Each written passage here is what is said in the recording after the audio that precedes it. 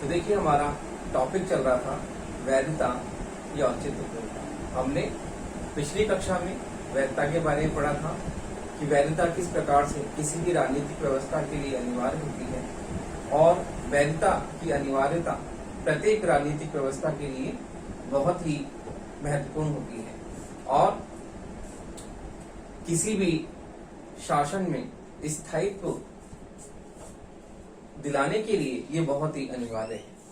तो हमने पिछली कक्षा में वैधता के प्रकार पढ़े थे और वैधता के प्रकार में हमने मैक्स वेबर जिनने जो 3 प्रकार बताए थे उसके बारे में पढ़ा था, परंपरागत, करिश्माई और कानूनी सत्ता। तो देखिए कानूनी वैधता। तो वैधता के हमने प्रकार पिछली कक्षा में पढ़े थे। अब हम वैधता के प्रमुख लक्षण, विशेषताएं, प्रकृति के बारे में पढ़ते हैं कि वैधता के प्रमुख लक्षण, विशेषताएं, प्रकृति क्या है। तो देखिए वैधता के लक्षण, प्रकृति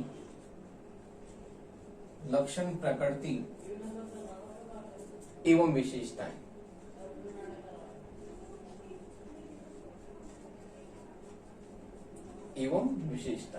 देखिए वैधता के प्रमुख लक्षण और विशेषताएं क्या है उसके बारे में हम चर्चा करते हैं कि वैधता के प्रमुख लक्षण और विशेषताएं इस प्रकार है। पहला है, तो देखिए वैधता के प्रमुख लक्षण निम्न प्रकार है। वैधता के प्रमुख लक्षण एवं विशेषताएं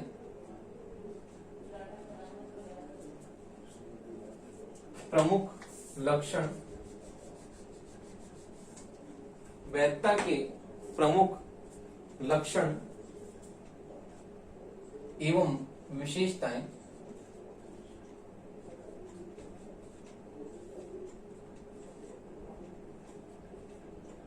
निम्नलिखित हैं।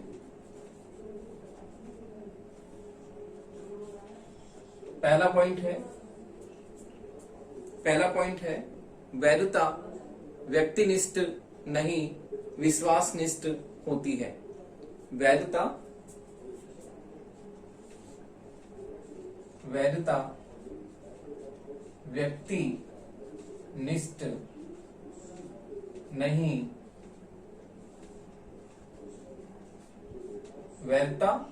व्यक्तिनिष्ठ नहीं विश्वासनिष्ठ होती है। व्यक्तिनिष्ठ नहीं विश्वासनिष्ठ होती है।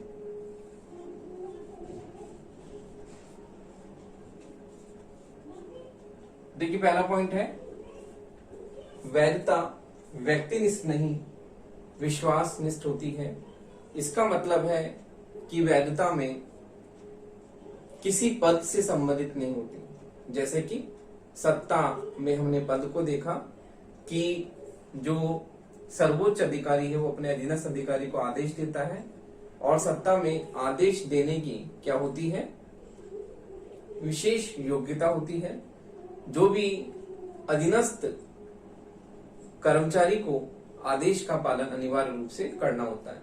तो सत्ता में बाध्यकारिता होती है और सत्ता आज्ञा पालन करने की जो है वो एक निष्ठा है जिसके द्वारा अधीनस्थ अपने सर्वोच्च अधिकारी के आदेशों का पालन करता है। यदि वो उसके आदेशों का पालन नहीं करता तो उसे दंडित किया जाता है, उसे सजा दी जाती है। तो सत्ता में हम देखते हैं कि सत्ता में पद प्रमुख होता है। इसी कारण से सत्ता की विशेषता हमने देखी थी कि सत्ता में पद सोपानिक व्यवस्था हमें देखने को मिलती है, जबकि जो वैधता होती है वो व्यक्तिनिष्ठ नहीं विश्वासनिष्ठ होती है, क्योंकि ये किसी पद से इसका संबंध नहीं है। इसका संबंध विश्वास, मूल्य, मान्यताएं, आदर्श से है, जो कि शासक और शासित के बीच जो विश्वास, मूल्य, मान्यताएं, इनकी बात ये करती है, जन सहमति की बात ये करती है। इसलिए सत्ता व्यक्तिनिष्ठ नहीं होती, विश्वासनिष्ठ होती है। अगली विशेषता है, देखिए वैधता की, कि वैधता एक मानकीय आवश्यकता है। वैधता एक मानकीय आवश्यकता है। इसका मतलब है वैधता किसी राज्य व्यवस्था के लिए एक मूल्य की तरह होती है। इसलिए हम कहते हैं कि वैधता एक मानकीय आवश्यकता है।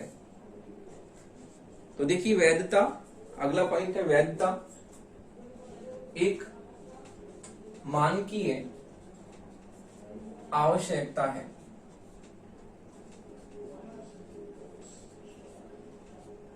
वैधता एक मानकीय आवश्यकता है।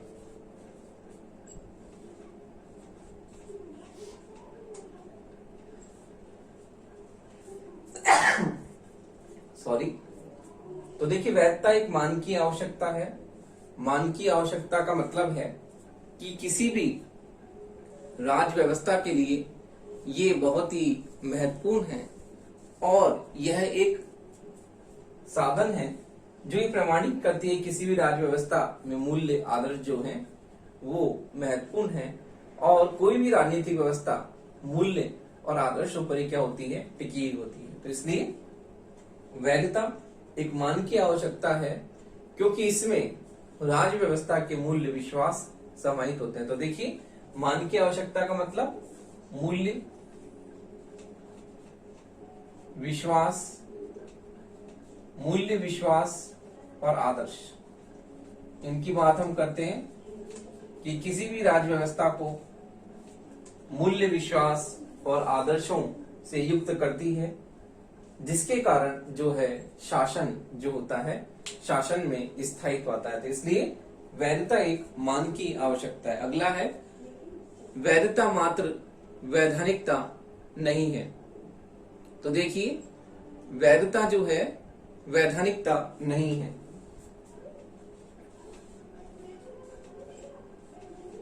वैधता वैधानिकता नहीं है। देखिए अगली विशेषता वैधता की है कि वैधता वैधानिकता नहीं है।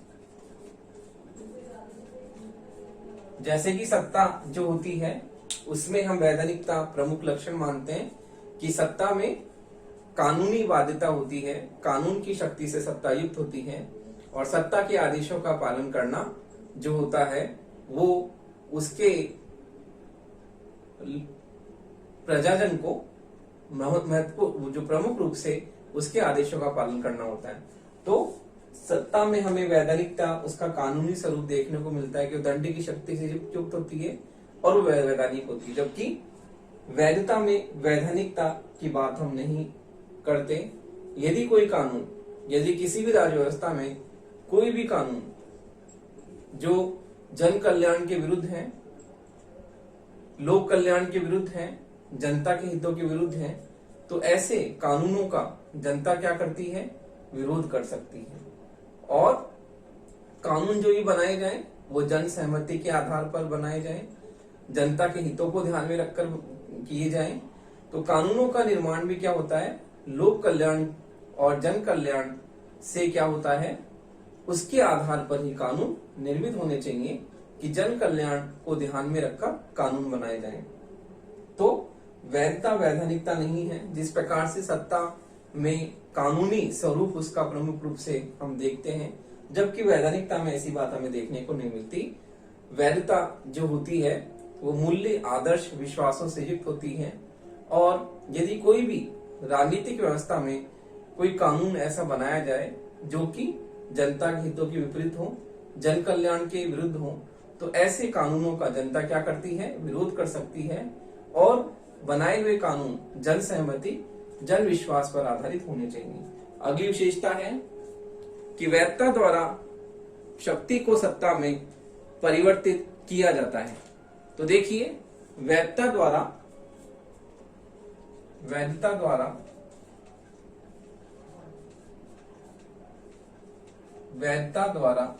शक्ति को सत्ता में, वैधता द्वारा शक्ति को सत्ता में परिवर्तित किया जाता है। वैधता द्वारा शक्ति को सत्ता में परिवर्तित किया जाता है। कैसे? यदि शक्ति वैधता से युक्त नहीं होती तो केवल मात्र बल प्रयोग होती है, और जब शक्ति को वैधता मिल जाती है तो वैधता से युक्त होने के कारण वो बल प्रयोग नहीं होती, वो सत्ता के रूप में परिवर्तित हो जाती है। तो इसलिए वैधता द्वारा शक्ति को सत्ता में परिवर्तित किया जाता है। शक्ति अपने मूल स्वरूप में हिंसक, दमनात्मक, दंडात्मक होती है, और अपने मूल स्वरूप में शक्ति का प्रयोग जो है वो सत्ता के द्वारा किया जाता है। तो इसलिए शक्ति वैधता के अभाव में केवल बल प्रयोग है, और जब वो वैधता से युक्त हो जाती है तो सत्ता में बदल जाती है। इसलिए वैधता द्वारा शक्ति को क्या किया जाता है? सत्ता में परिवर्तित किया जाता है। अगला है वैधता सत्ता को स्थायित्व देती है। तो देखिए, वैधता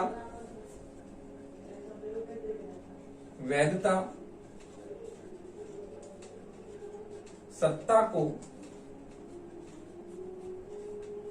स्थायित्व देती है। वैधता सत्ता को स्थायित्व देती है। यदि देखिए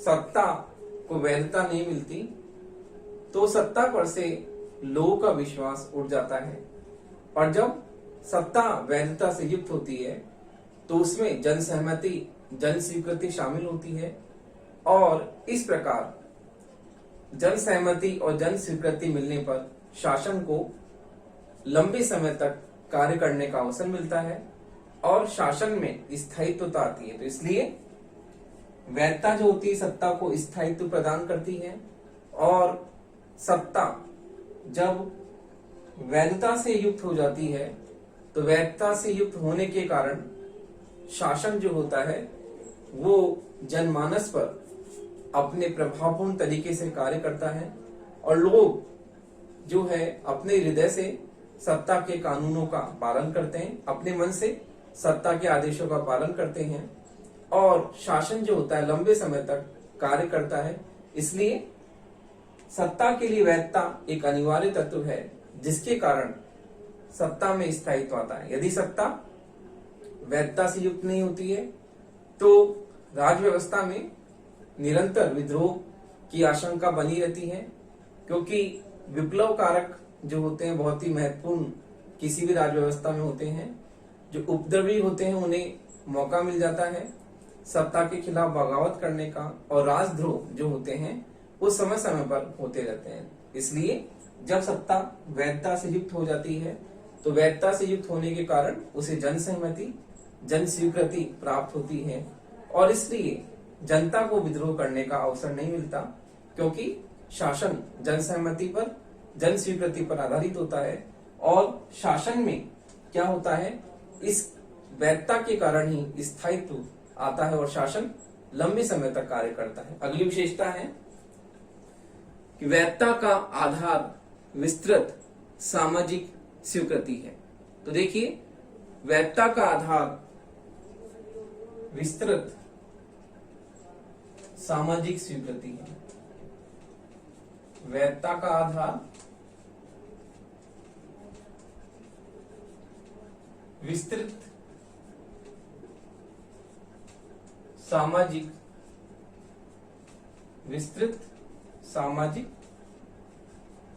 स्वीकृति है।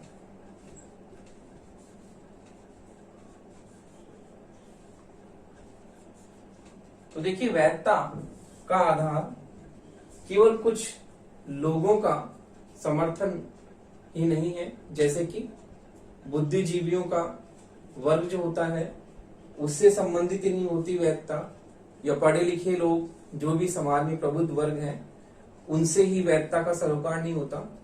वैधता का सरोकार जो होता है वो संपूर्ण समाज से होता है, और संपूर्ण समाज की स्वीकृति जो होती है वो वैधता का प्रमुख आधार है। इसलिए वैधता का जो आधार है वो कोई भी समूह से नहीं है, किसी भी समूह, किसी भी विशेष समूह से वैधता का संबंध नहीं है। वैधता का संबंध है विस्तृत सामाजिक स्वीकृति, जो कि संपूर्ण समाज से संबंधित है, और संपूर्ण समाज में रहने वाले सभी लोग इसे जन सहमति और इसे जन स्वीकृति उन्हीं के द्वारा प्राप्त होती है। और इसी कारण सत्ता जब वैधता से युक्त हो जाती है तो शासन में क्या आता है, स्थायित्व आता है। इसलिए वैधता का आधार क्या है, विस्तृत सामाजिक स्वीकृति, जो कि संपूर्ण समाज के द्वारा उसे जन स्वीकृति और जन सहमति के द्वारा उसे प्राप्त होती है। देखिए, इस प्रकार वैधता के प्रमुख लक्षण और विशेषताएं हमने देखी। इस प्रकार हम ये कह सकते हैं किसी भी राज्य व्यवस्था में वैधता का होना बहुत ही अनिवार्य है, और किसी भी राज्य व्यवस्था में वैधता जो होती है वो शासन को जन सहमति और जन स्वीकृति उसे प्राप्त कराती है, जिससे शासन में स्थायित्व आता है। तो देखिए, इसके बाद हम देखते हैं कि वैधता का संकट। तो देखिए, वैधता के संकट की बात करते हैं हम कि वैधता का संकट किस प्रकार से राजनीतिक व्यवस्था में होता है। तो देखिए, इसके बाद हम देखते हैं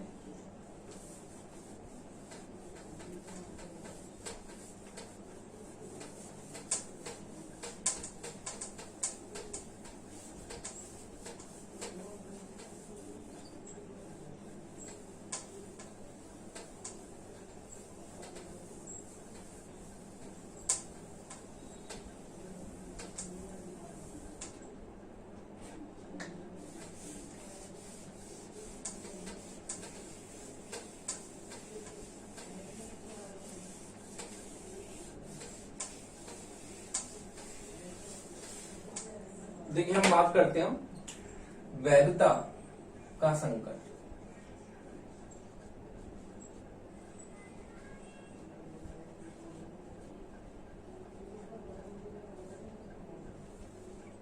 तो देखिए, वैधता का संकट जो होता है,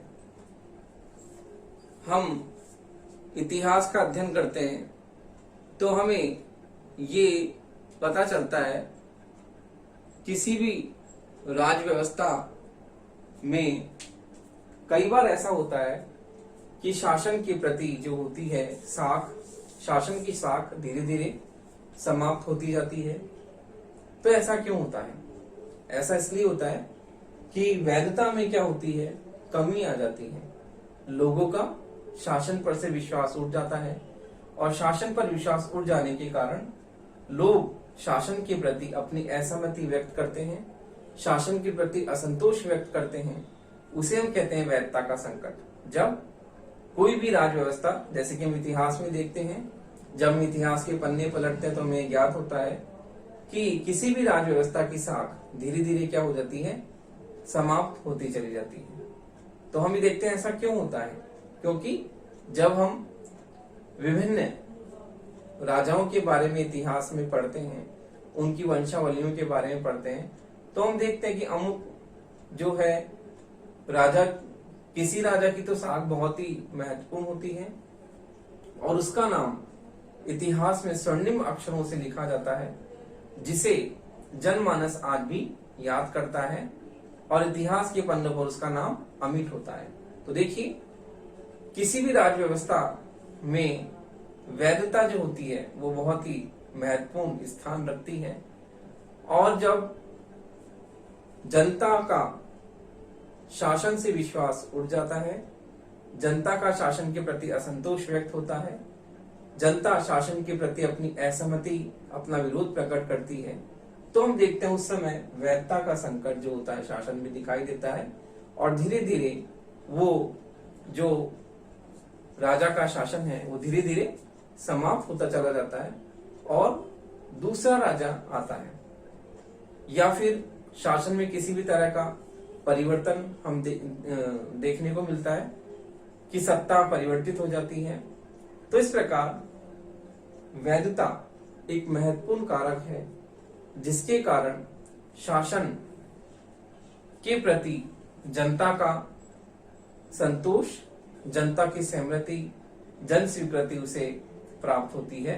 तो ये जो संतोष और सहमति, जन सहमति प्राप्त होती है, वो किसके द्वारा प्राप्त होती है? वैधता के द्वारा ही प्राप्त होती है, जिससे कि शासन अपना प्रभावपूर्ण तरीके से कार्य करता है और शासन में स्थायित्व आता है। तो इसलिए वैधता का जो संकट होता है, उस वैधता के संकट में हम देखते हैं कि जनता का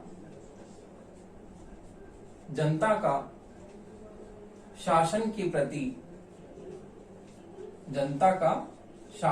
प्रति असंतोष, शासन के प्रति असंतोष या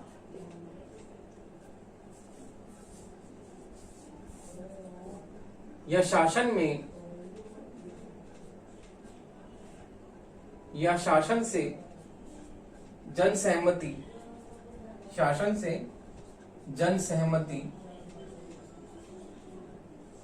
या जन स्वीकृति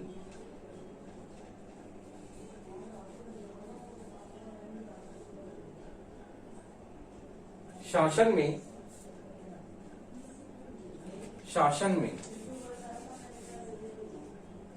में जन सहमति या जन स्वीकृति का अभाव होना।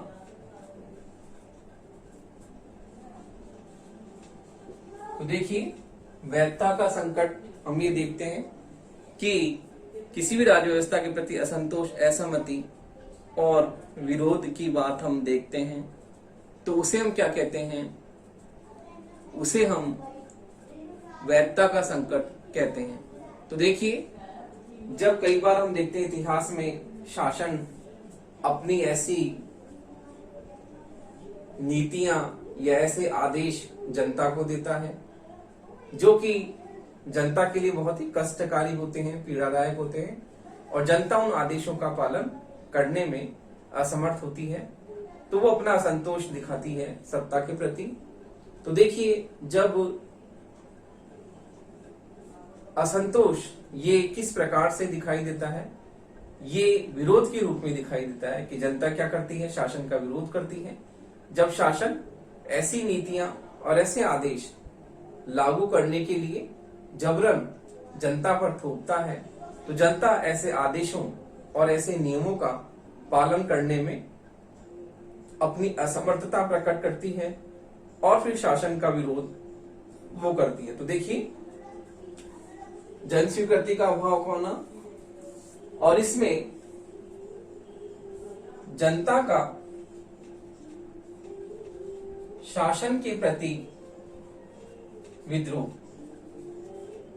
जनता का शासन के प्रति विद्रोह का होना। तो देखिए, वैधता के संकट में ये बहुत ही प्रमुख रूप से जन विद्रोह की बात हम इसमें शामिल करते हैं कि जब शासन ऐसी नीतियां, ऐसे आदेश जनता पर जबरदस्ती से थोपता है, जो कि जनता उन आदेशों को मानने के लिए इनकार कर देती है, वो क्योंकि वो उन आदेशों को मानने में अपनी असमर्थता प्रकट करती है, और उसका यह असंतोष किससे प्रकट होता है? जन विद्रोह से। जन विद्रोह से प्रकट होता है ये उसका असंतोष, और शासन जो होता है वो शासन को जनता का विद्रोह स्वीकार करना पड़ता है, और जनता जब अपना विद्रोह करती है तो शासन से वैधता का संकट उत्पन्न होता है और शासन में से वैधता का लोप हो जाता है, वैधता लुप्त हो जाती है। और वैधता लुप्त होने के साथ साथ ही क्या होता है? शासन में स्थायित्व नहीं होता, शासन कभी भी शासन का तख्ता पलट हो सकता है, शासन में अस्थायित्व आ जाता है। तो देखिए, वैधता जो होती है बहुत ही महत्वपूर्ण कारक है शासन को स्थायित्व प्रदान करने का, जो कि हमने वैधता की विशेषताओं में देखा था कि वैधता किस प्रकार से शासन को स्थायित्व प्रदान करती है। और जो वैधता का संकट शासन में आ जाता है तो शासन में अस्थायित्व आ जाता है और शासन कभी भी, शासन का तख्ता पलट हो सकता है, शासन कभी भी परिवर्तित हो सकता है। सत्ता कभी भी परिवर्तित हो सकती है, हस्तांतरित हो सकती है। तो इसलिए शासन में वैधता जो होती है बहुत ही महत्वपूर्ण होती है। तो देखिए हम देखते हैं कि औचित्यपूर्णता का संकट किस प्रकार से जो होता है वो प्रकट होता है। तो देखिए औचित्यपूर्णता का संकट विभिन्न रूपों और लक्षणों में प्रकट होता है, जिसका हम देखते हैं आगे बढ़ना।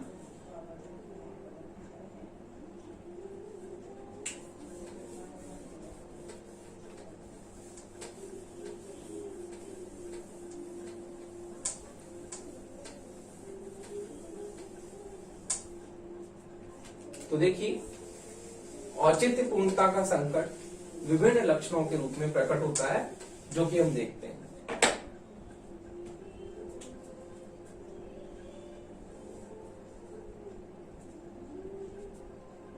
तो देखिए औचित्यपूर्णता का संकट, औचित्यपूर्णता का संकट विभिन्न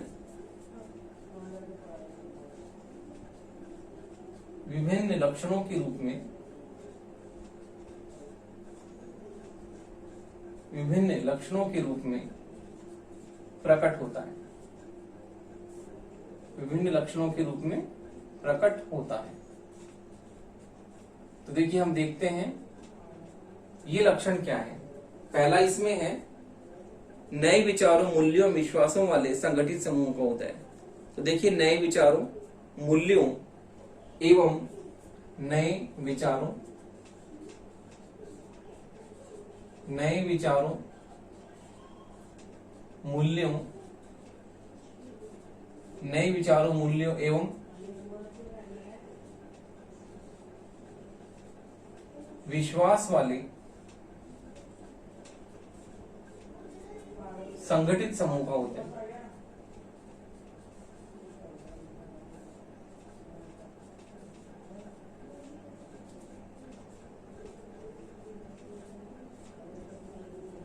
तो देखिए वैधता का जो संकट, कई बार प्रश्न आपके पूछ लिया जाता है। शक्ति सत्ता जो होती है उसमें परस्पर संबंध को बताते हुए वैधता के संकट के प्रमुख लक्षणों पर आप प्रकाश डालिए, या वैधता से आप क्या समझते हैं। वैधता के प्रमुख लक्षणों को परिभाषित करते हुए वैधता के संकट के निम्नलिखित जो कारक है उन कारकों पर आप प्रकाश डालिए।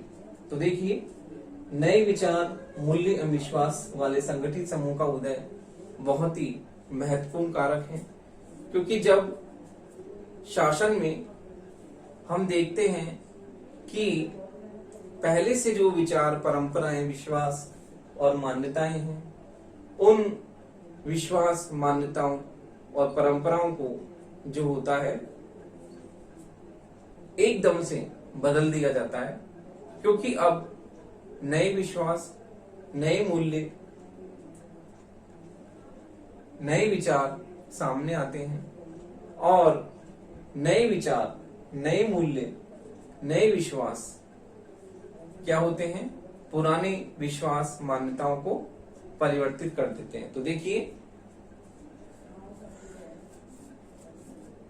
इनसे क्या होता है, जो समाज में व्याप्त पूर्ववर्ती संगठन है, वो पूर्ववर्ती संगठन के विचार, मूल्य अलग होते हैं, और ये नए विचार, मूल्य और विश्वासों पर आधारित जो नए संगठित समूह होते हैं, इनके विचार, मूल्य और आदर्श वो अलग होते हैं। तो देखिए ये नए विचार, मूल्य और आदर्श वाले जो संगठित समूह हैं, ये क्या करते हैं, पुराने विश्वास, मूल्यों में टकराव होता है और ये नए विचारों पर आधारित ये संगठित समूह होते हैं, और नए विचारों पर आधारित संगठित समूह होने के कारण इनके विश्वास, मूल्य अलग होते हैं। तो इस प्रकार से हम ये देखते हैं कि नए संगठित समूह उस राज्य में अपना महत्वपूर्ण स्थान चाहते हैं और अपने नए संगठित समूह के द्वारा वो शासन को संचालित करना चाहते हैं, शासन व्यवस्था में अपना महत्वपूर्ण स्थान चाहते हैं, जबकि पुराने जो परंपरागत रूप से जो स्थापित संगठित समूह हैं वो उनको ये मौका नहीं देते, उन्हें ये अवसर प्रदान नहीं करते। तो इस प्रकार नए विचार, मूल्य, विश्वास वाले जो संगठित समूह हैं उनमें विरोध होता है पुराने संगठित समूहों के साथ में, और ये संगठित समूह जो होते हैं ये अपने मूल्य और विश्वास नए रूप में स्थापित करते हैं।